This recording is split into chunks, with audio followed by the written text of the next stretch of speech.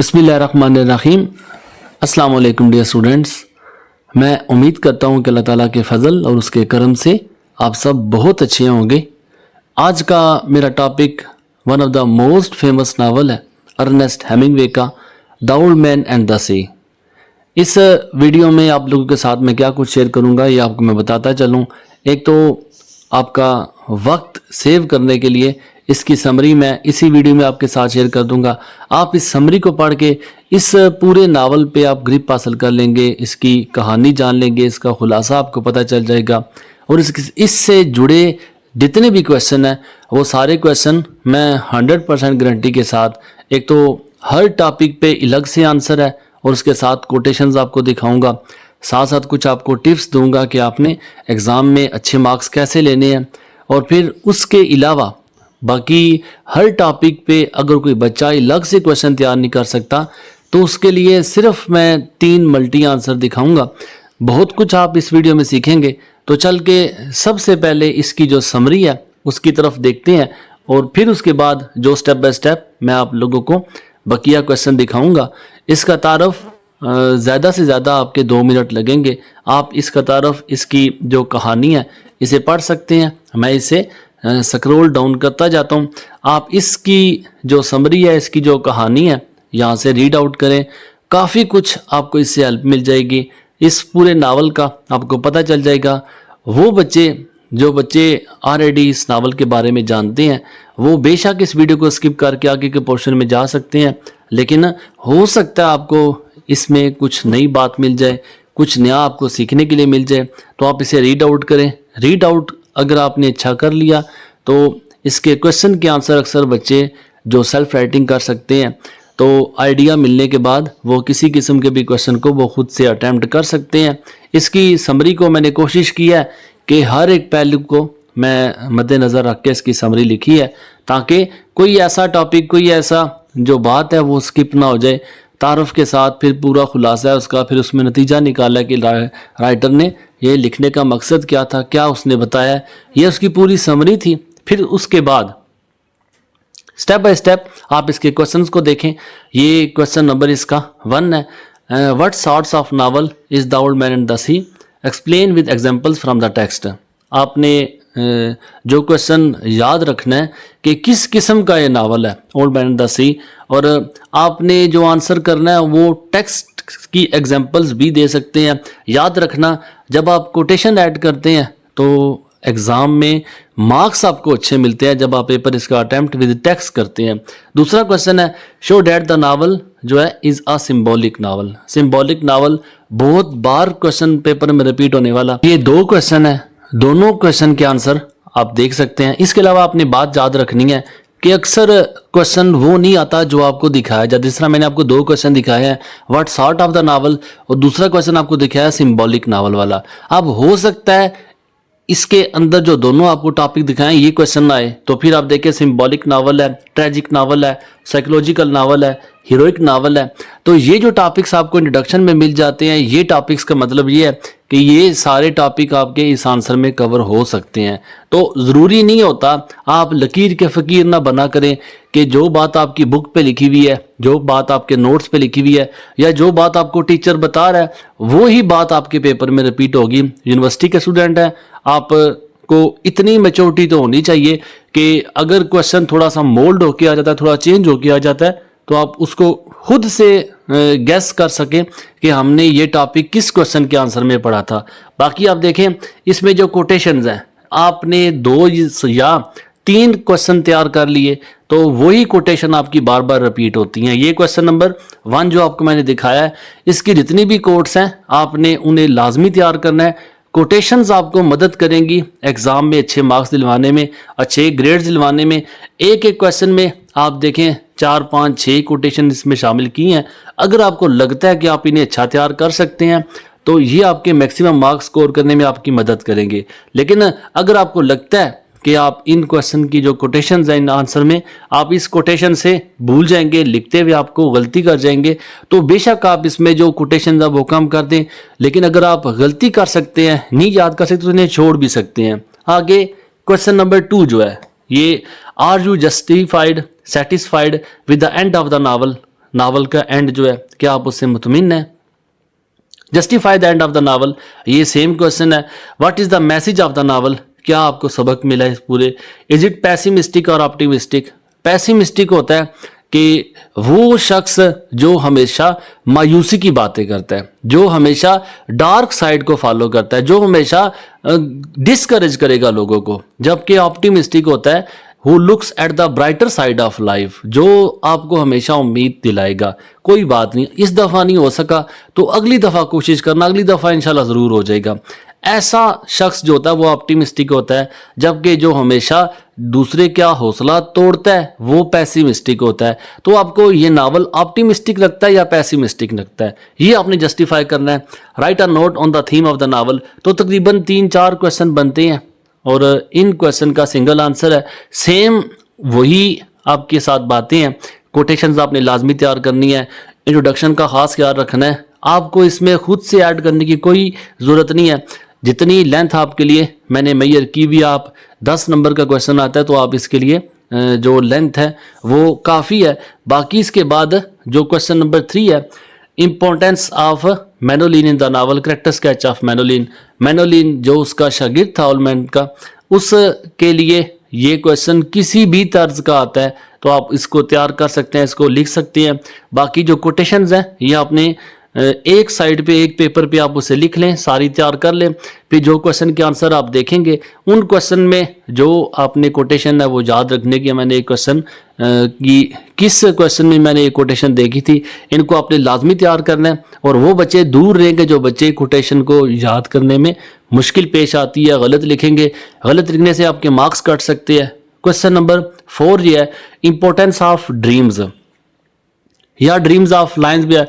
Dreams जो ख्वाब उसने देखे थे जब वो समंदर में सफ़र पे था, तो बेशुमार ख्वाब उसको जो उस वक्त सफ़र के दौरान जब वो मुश्किल में था, उसमें उस मुश्किल के दौरान उसने ख्वाब देखे थे। उनमें जो सबसे ज़्यादा क्वेश्चन पूछा था वो ड्रीम्स ऑफ लायंस है। शेरों का उसे ख्वाब, और भी ख्वाब देखे हैं लेकिन लायंस का ख्वाब उसे ज़्यादा पूछा जाता है। ये मैंने ब्रैकेट में इसलिए लिखा है कि अगर जस्ट ड्रीम, किसी किस्म का भी ड्रीम उसका आ जाता है तो आप इस आंसर को लिख सकते हैं। लेकिन अगर स्पेसिफिक लाइन के लिए तो तब भी आप इसमें ऐड कर सकते हैं। मेमोरीज ऑफ द पास्ट, अब 2 चीज़ों से जब वो मुश्किल में था तो 2 चीज़ों से वो करेज हासिल करता था, 2 चीज़ों से उसे हौसला मिलता था। एक तो जब वो ख्वाब देखता था तो ख्वाब शेरों के, शेर पता है आपको बहादुरी की अलामत होते हैं। दूसरा मेमोरीज ऑफ द पास्ट, माजी की बातें याद करता था। कौन सी बातें याद करता था? जिसमें वो हमेशा मुश्किल वक्त में उसने किस तरह अपने आप को मजबूत रखा था, या मुश्किल वक्त में उसे ऐसी कौन सी चीज़ें थी जिनसे उसे हौसला मिलता था। तो आपके ख्याल में वो कौन सी मेमोरीज जो थी वो याद करता था, या किस किस्म के उसने ख्वाब देखे थे, इनकी इंपॉर्टेंस क्या है। मैन आगे DiMaggio, hand match with Negro, देखें 3-4 क्वेश्चन अलग अलग से पूछे जाते हैं। डिमैगियो मेमोरीज में डिमैगियो का क्वेश्चन भी आता है।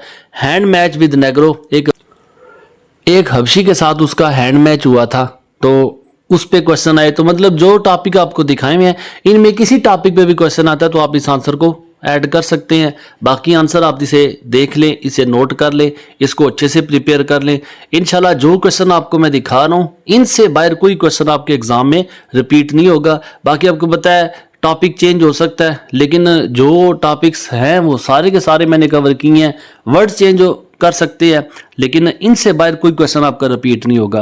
क्वेश्चन नंबर 5 क्या है? क्वेश्चन मैं आपको इसलिए बता रहा हूँ साथ साथ कि एक आपको जो है ना आइडिया मिल जाएगा ये क्वेश्चन किस किस्म के होती है। क्वेश्चन नंबर 5 है कैरेक्टर स्केच वाला। अब character sketch are living beings of the novel. Character sketch किरदार साजी कौन से, जो आपको लिविंग बींग्स नजर आती है, जो जानदार चीजें हैं। समंदर के अंदर मछली हो सकती है, शार्क्स हो सकती हैं, जो मार्लिन है जिसे उसने मछली को पकड़ा था तो मार्लिन पे कैरेक्टर स्केच पे क्वेश्चन आ जाए, शार्क्स के क्वेश्चन कैरेक्टर स्केच पे क्वेश्चन आ जाता है, या फिश के या सी के, सी एज अ लिविंग बीइंग। तो किसी किस्म का भी बर्ड्स है तो नेचर है, किसी पे भी टॉपिक पे क्वेश्चन आता है आप इसे लिख सकते हैं। इसके साथ दूसरा क्वेश्चन जुड़ा हुआ है nature as an active agent. आपको नेचर वहां पे एक्टिव नजर आएगी, जो कुदरत है वहां पे एक्टिव नजर आएगी। अ ग्रेट हीलर, हीलर कहते हैं जो तंदुरुस्त करता है, जो किसी जख्म को ठीक करता है। अब नेचर एक हीलर के तौर पे भी, एक डॉक्टर के तौर पे भी वहां पे नजर आएगी, एक आपकी हमदर्द भी नजर आएगी, but also a cruel enemy, लेकिन एक जालिम दुश्मन के तौर पे भी नजर आती है। तो इस पे आपने डिस्कशन करनी है कि नेचर जो है वो क्या रोल प्ले करती है, वो अच्छा रोल प्ले करती है, बुरा रोल प्ले करती है, वो इंसान की ढारस बंधाती है या इंसान को वहां पे तोड़ती है। इसको आपने डिटेल से डिस्कस करना है। तो दोनों क्वेश्चन जो आपको दिखाए हैं, इनमें से कोई क्वेश्चन भी आता है, इस आंसर को आप यूज कर सकते हैं, इसे नोट कर सकते हैं। ये सारे मैंने क्वेश्चन वो लिखे हैं जो लेटेस्ट पेपर्स या इनके अलावा जितने भी आपके पास पेपर्स में, जितने भी आपके यूनिवर्सिटी एग्जाम में Old man and the Sea novel से कोई क्वेश्चन भी पूछा जाता है, इन सब को मैंने कवर करके इसमें ऐड किया है। कोटेशंस के साथ साथ जो वर्ड बोल्ड है वो अपनी एक खास अहमियत रखते हैं, इनको आपने लाजमी तैयार करना है। जब आप एग्जाम में इन्हें अटैम्प्ट करें तो मार्कर के साथ इन्हें अटैम्प्ट करें, अच्छा इंप्रेशन भी अच्छा जाएगा, पेपर की प्रेजेंटेशन भी अच्छी होगी। आगे क्वेश्चन नंबर 6 जो है, do you think that Santiago is a superstitious character. Superstitious क्या होता है? सुपरस्टिशियस कहते हैं जो वहमी होता है, जो वहम करता है। अब significant of the novel, importance, significance कहते हैं इंपॉर्टेंस को, अहमियत क्या है। तो क्या आपको ओल्ड मैन जो है, जो सेंटियागो जो करेक्टर है, मेन करेक्टर है, वो आपको एक वहमी शख्स लगता है? किस किस जगह पे वो वहम करता है? ये लेटेस्ट क्वेश्चन जो है यूनिवर्सिटी में 2-3 दफा पूछा गया है।